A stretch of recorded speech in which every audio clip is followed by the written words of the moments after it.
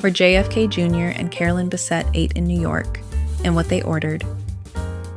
In 1994, John F. Kennedy Jr. paid $700,000 for the top-floor loft at 20 North Moore Street in Tribeca. Carolyn Bessette moved in the following year. They lived there together until the plane crash off Martha's Vineyard in July of 1999. The building had no doorman, no private car, no personal driver, and no security detail at the entrance. Carolyn navigated the sidewalks every day, and photographers waited outside the door every morning. One Tribeca neighbor, Maria Mace, told the Tribeca Citizen she once saw John on an early Sunday morning, walking his dog with 3 or 4 photographers, following a few feet behind. Poor guy couldn't even walk his dog and get a newspaper on a Sunday morning without paparazzi. Another neighbor, Wendy Gardner, remembered passing him on Hudson Street with a borrowed dog. He stopped to pet her and said to me, "That's a good-looking dog." I'll never forget that. There was the loft, the dog, the bike chain looped over his shoulder, and a small rotation of restaurants, most in Tribeca, a few across town, where they could sit at a table and almost be left alone. These are the places they went and what they ordered. Bubbies, 120 Hudson Street. Bubbies was opened by Ron Silver on Thanksgiving Day, 1990. Silver had been the breakfast cook at Florent, the all-night French diner in the meatpacking district, and had spent months baking pies out of a small kitchen at the corner of Hudson and Northmore Street, selling them wholesale to other restaurants and to neighbors. The first menu was Thanksgiving leftovers. The walls were hung with paintings Silver had made himself. John walked in on the second day, and he never really stopped coming. His standard was the sour cream pancakes, fluffy, oversized, the menu's most famous dish. Some mornings he ordered oatmeal and a cafe latte, other mornings bacon and eggs, matzo ball soup, or fried chicken with biscuits made with leaf lard. Carolyn loved the tuna sandwich, and on other days she ordered soup and salad. Rosemarie Terenzio, John's executive assistant for the last 5 years of his life, told People in March of 2026. John would order 5 dishes. Carolyn loved the tuna sandwich. Silver told Page 6 that the couple treated the dining room like a living room. It was a place where they would come together and also separately with their friends, and have meetings, or different things like that. Silver also remembered the early days, when he'd be reading the New York Post at the counter and feel hot air on his neck. John, leaning over his shoulder, reading the John story alongside him. Lawrence Schwartzwald photographed all 3 of them leaving Bubbies on November 15, 1997. John, Carolyn, and her older sister, Lauren Bessette. The 3 would board the same plane 20 months later. Bubbies is still open, and there's still a line on weekends. Nobu Tribeca, 105 Hudson Street. In 1988, Robert De Niro tasted Nobu Matsuhisa's black cod with miso at Matsuhisa, the chef's first restaurant in Los Angeles. He flew home and proposed that Matsuhisa open a New York location. Matsuhisa said no. He wanted to establish his Los Angeles restaurant first. De Niro waited, then asked again in 1989, and Matsuhisa said no again. De Niro asked one more time in 1994, 6 years after the first miso cod, and Matsuhisa finally agreed. Nobu Tribeca opened on September 17, 1994, the same year John bought the loft a few blocks south. The 4 co-founders were Matsuhisa, De Niro, the restaurateur Drew Nieporent, and the producer Mir Tepper. Architect David Rockwell designed the room with birch trees, wood floors, and a back wall of river stones. The cooking blended Matsuhisa's classical Tokyo training with the Peruvian and Argentinian techniques he'd picked up living in Lima, and the 4 signatures from the original menu are still served today. Black cod with miso, yellowtail with jalapeno, tiradito Nobu style, and lobster with wasabi pepper sauce. John came early and often, sometimes on rollerblades. The miso cod was his dish. "Rosie," he told Terenzio, "it tastes like dessert." Together, he and Carolyn shared the jalapeno yellowtail sashimi. Drew Parent, who managed Nobu in the early years, told Page 6 something that anyone who'd worked in a restaurant would recognize as the highest possible compliment. At Nobu, and a lot of other restaurants, people are finicky about where they sit, and John had no problem sitting all the way in the back. He never caused any problems whatsoever. He was the ultimate customer. Mike Coppola photographed the couple leaving Nobu in February of 1996, holding hands, dressed casually. The original Hudson Street location has since closed. Nobu Downtown reopened in 2017 at 195 Broadway, a 15-minute walk south, inside the 1912 building, where Alexander Graham Bell placed the first transcontinental phone call in 1915. The Odeon, 145 West Broadway. The Odeon opened on October 14, 1980, inside an 1869 building, in the space of a former 1930s cafeteria called Towers. The founders were Lynn Wagenknecht, Keith McNally, and his older brother Brian McNally, who had all worked together as waiters at 1/5, a fine dining restaurant in Greenwich Village. Wagenknecht and Keith McNally were married at the time. They dreamed up the concept on a Paris vacation in 1979 and named it for Metro Odeon, a stop on the left bank, and they kept the wood paneling, the white globe lights, and the terrazzo floor. Patrick Clark, 25 years old, became the first chef and held 2 stars in the New York Times. Through the 80s, the dining room filled. The downtown art world came first: Warhol, Basquiat, Keith Haring. The Saturday Night Live cast had liked 1/5 and followed the McNallys downtown. Belushi, Aykroyd, Bill Murray. Cher and Madonna came regularly, as did De Niro and Scorsese. The Odeon appeared on the cover of Jay McInerney's 1984 novel, Bright Lights, Big City, and the cover became inseparable from the restaurant. In 1988, a young bartender named Toby Cecchini invented the Cosmopolitan at the bar here, combining a then-new vodka called Absolute Citron with the margarita lime that was already on hand. 2 ounces Absolute Citron, 1 ounce Cointreau, 1 ounce fresh lime, 1 ounce Ocean Spray cranberry, and a lemon twist. John drank margaritas, Carolyn drank dirty martinis, and they split fries at the bar. Carolyn's favorite plate was the hamburger with sautéed spinach instead of fries. The Odeon is also where the relationship restarted. In the summer of 1994, after a brief split, Carolyn was working a private Calvin Klein event when John showed up at the door, and she intervened before he could be turned away. They spent the rest of the night talking. By the end of that summer, they were back together. The Odeon was also where Carolyn asked her friend and former Calvin Klein colleague Narciso Rodriguez to design her wedding dress over drinks at the bar. Rodriguez was virtually unknown at the time, and the pearl white silk slip dress he made for her, gifted at a cost to himself of around $40,000, would reset the trajectory of his career and change bridal fashion for a generation. After Wagenknecht's 1994 divorce from Keith McNally, she bought him out of the restaurant. She still owns it today. Walker's, 16 Northmore Street. On the corner directly across from their building, 3 partners opened Walker's in 1987. Scott Perez, Martin Sheridan, and the namesake Gerard Jerry Walker. The site has been a saloon continuously since the 1880s. The city first issued it a liquor license in 1895 to a saloon called Vic's, and Sheridan and Walker restored the pressed tin ceiling and the original wooden bar and floors when they took it over.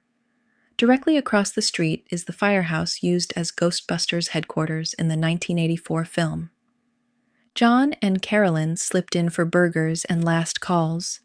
The signature is the char-grilled burger, with a turkey BLT that has its own following, and the menu still runs the same simple comfort food it ran in the 90s: meatloaf, sirloin steak, shrimp scampi, chili. The bar stays open until 4 most nights. El Teddy's, 219 West Broadway, closed. A few blocks south, under a 2,500-pound replica of the Statue of Liberty's crown bolted to the roof. The site had a layered history. In the 50s, it was a steakhouse called Teddy's, frequented by Frank Sinatra and the Rat Pack, and rumored to have underworld investors. In 1984, the Spanish artist Antoni Miralda and chef Montse Guillen turned the space into El Internacional, an art installation restaurant with crushed soda cans embedded in the sidewalk and a glass coffin filled with salt cod on display. In 1986, restaurateur Christopher Chestnut took over, removed some of the more eccentric installations, and renamed the place El Teddy's, keeping the crown. The margaritas were famous, made with the best tequila and fresh lime. El Teddy's is also where John and Carolyn broke up. Elizabeth Beller describes the scene in her 2024 biography Once Upon a Time, The Captivating Life of Carolyn Bessette Kennedy. John brought a letter from a friend that accused Carolyn of being a user, a partier, out for fame and fortune. John casually tossed the piece of paper at her, stood, and walked out the door. Beller writes, Carolyn stared in shock at John as he departed. They reconciled later at the Odeon. El Teddy's closed on January 7, 2010, and the building was demolished and replaced with a luxury condominium. Tribeca Grill, 375 Greenwich Street, closed. Tribeca Grill arrived in April of 1990 at the corner of Franklin and Greenwich. The building was a former Martinson's coffee warehouse that Robert De Niro had bought to house his Tribeca Film Center.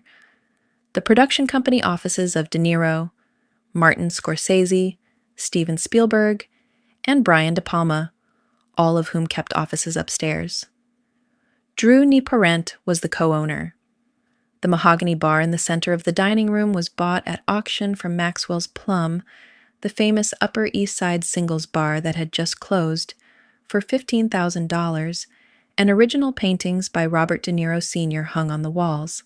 Celebrity investors included Bill Murray, Sean Penn, Christopher Walken, Mikhail Baryshnikov, Ed Harris, and Lou Diamond Phillips. The total budget came to $2.8 million across 23 investors, and they went over by $350,000.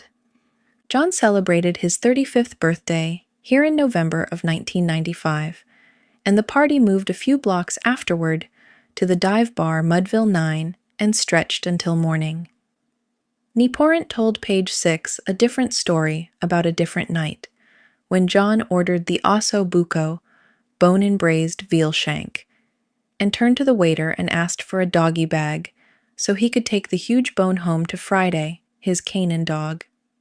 I thought that was amazing, Nieporent said. Very memorable to me. Tribeca Grill closed permanently on March 1st, 2025, after 35 years. The space is still empty. Indochine, 430 Lafayette Street.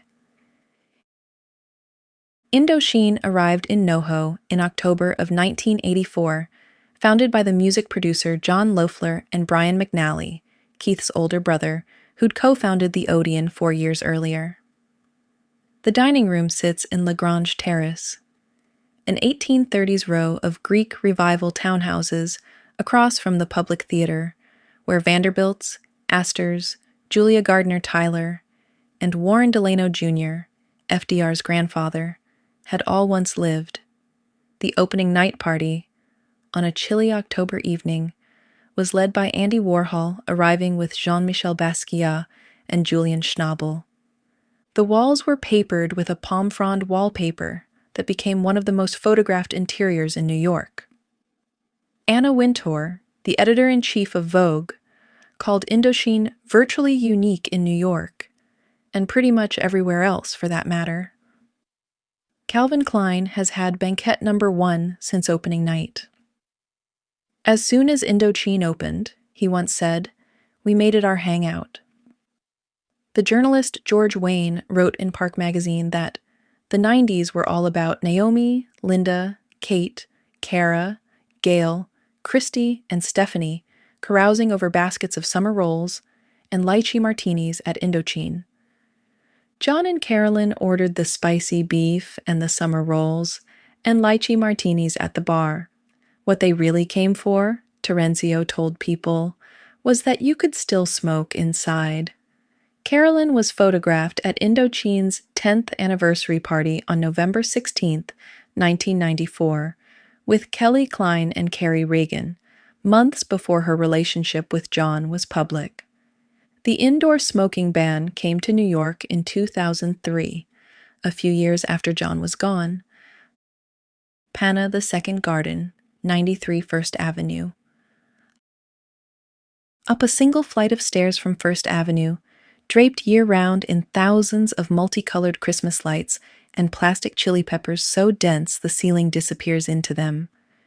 Panna II began service in 1989, and Boshir Khan is the owner.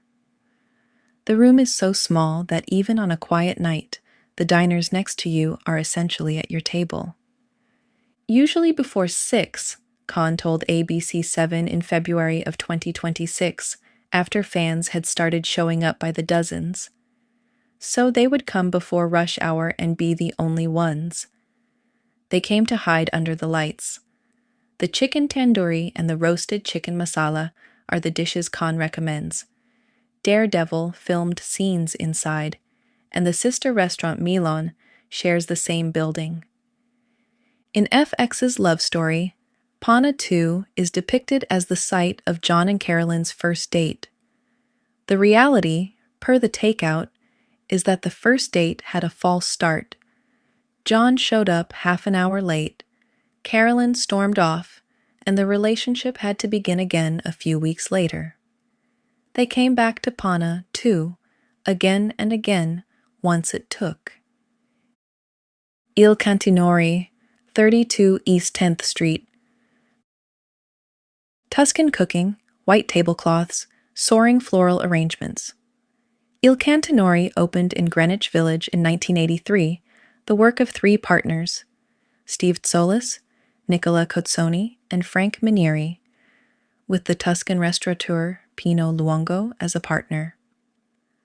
The early customers included Vogue editors, Andy Warhol, Robert Mapplethorpe, and Keith Haring, who one night drove a Vespa straight into the dining room. Years later, the restaurant became the setting for Carrie Bradshaw's miserable 30th birthday dinner, the one where her friends are all running late and she ends up sitting alone. The signatures are the gnocchi, the pappardelle, and the calamari alla griglia, and the flourless chocolate cake is the dessert to order. Carolyn came here discreetly with the designer Narciso Rodriguez. She had worked with him at Calvin Klein. The two were close enough that at one point they shared an apartment, and close enough that she trusted him with her wedding dress. Sam Shahid, an art director who shot Calvin Klein campaigns with Carolyn, told Town and Country that he often bumped into her at Il Cantinori with Rodriguez. When Carolyn walked into the room, he said, "You always knew she was there, the presence." Frank Minieri, who still manages the dining room, learns the names of regular customers and greets them at the door. Raoul's, 455 East 114th Street. A 10-table corner restaurant at the foot of East Harlem, bought by Charles Raoul in 1896 and run by his family ever since. Said to be the hardest reservation in New York. The tables run on something called table rights, standing reservations passed down across decades, sometimes generations, so that the few open seats turn over almost not at all. Frank Pellegrino, who ran the dining room until his death in 2017, became known around the city under the nickname Frankie No, for the speed and frequency with which he turned down requests for tables. Photos line the walls, white linen covers the tables, and the kitchen runs old-school red sauce Italian, mostly Southern, mostly the family's own. John biked up from Tribeca. The dish to order is the lemon chicken, an Anna Pellegrino recipe, alongside the seafood salad and the meatballs. The family now sells the pasta sauce in supermarkets. The Carlyle, Bemelmans Bar, 35 East 76th Street. Uptown. The hotel his father called his summer White House when Congress was out. Built in 1930 to rival the grand hotels of Europe, the Carlyle was where John lived with his mother and sister after the assassination of JFK Sr. in 1963. Bemelmans Bar opened in 1947. Ludwig Bemelmans, the Austrian-born artist who had written and illustrated Madeline 8 years earlier, painted the murals on the walls and was paid in 18 months of free accommodation for himself and his family rather than cash. The mural is titled Central Park, and it shows Madeline and her schoolmates across 4 seasons alongside cigar-smoking rabbits, an ice-skating elephant, and dapper llamas tipping their top hats. Bemelmans painted other murals over the course of his career, one at the Habsburg House restaurant, one at a nightclub on the Ile Saint-Louis in Paris, one in the playroom of Aristotle Onassis's yacht. But the Carlyle mural is the only one still on public display anywhere in the world. In a letter to Jackie Kennedy, who once hoped to collaborate with him on a new book, Bemelmans described the Madeline books as therapy in the dark hours. John kept a regular table at the Carlyle's restaurant, number 29, and left his rollerblades on the floor next to it. The Diana meeting happened here in December of 1995, though not in the bar. Diana was staying in the Carlyle's penthouse suite. She had come to New York for a humanitarian award and agreed in advance to see John, and he came up with cover shoot sketches for the magazine he'd just launched, including one of her in a Revolutionary War tricorn hat. Patrick Jeffson, Diana's private secretary, stayed in the room the entire time. He was quite in awe of her, Jeffson later said. Not uncomfortable, but he certainly seemed to be on his best behavior. Diana, he added, was very cool and jolly, you know, and smiley and welcoming. They spent roughly an hour. Diana declined the cover with a follow-up note. Thank you so much, but not right now.